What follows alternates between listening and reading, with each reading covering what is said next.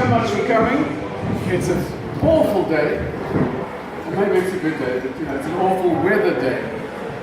And I'm here to explain a little bit about the NPR and try and be louder than the weather. Can you hear me okay at the back end?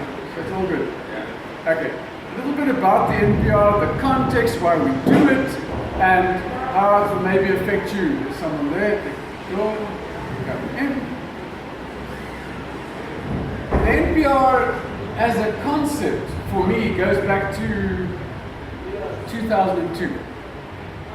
In 2002, the CEO of SA Rugby wanted a performance pathway for rugby players.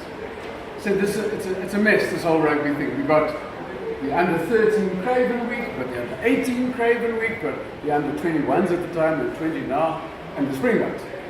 And there's no way of harvesting good players, of seeing who's better than who.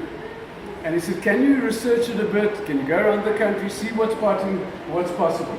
So we looked at the science of talent identification, we looked at systems available, and we realized at the most important age for a rugby player to demonstrate their ability, we didn't have a tournament.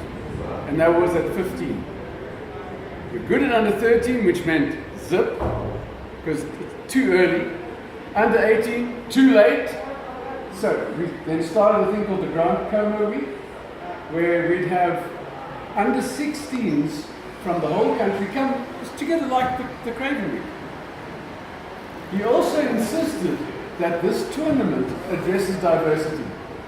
It is hard to, in those days, tell the Craven Week under 13s guys, that team has got to represent South Africa and under 18. So, but in Grant Como, because it's new, we could say, right, diversity appropriate now.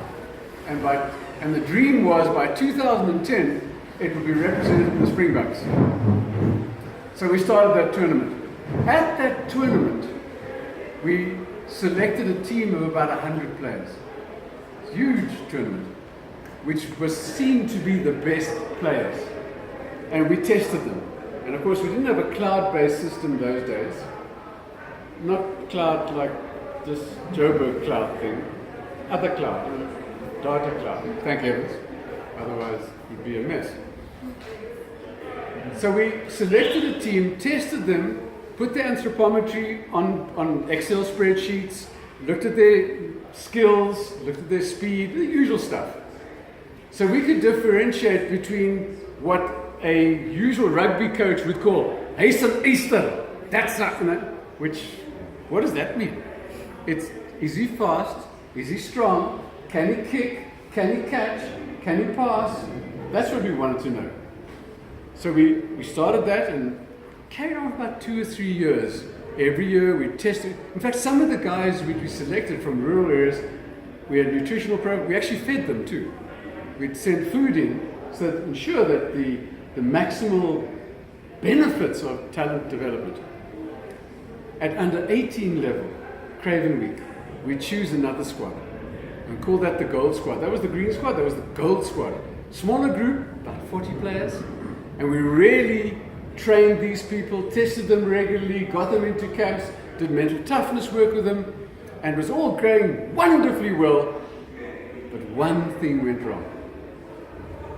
Can you guess what went wrong? What could just scuttle that system overnight? Just think about it. What has Donald Trump done to Obama's things? He's chucked them out. The new president said, I didn't do this, it wasn't mine, out. So the whole talent ID thing was trashed for a new system based on nothing.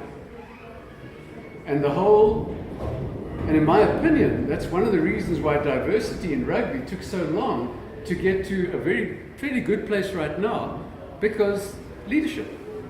If they just kept their heads. Anyway, that's a different subject. So I remember, I was chucked out at the same time too. So, you gotta go. So I kept this in my mind, and at ETA, we were having our strategic conversations, and we came up and said, we need something different.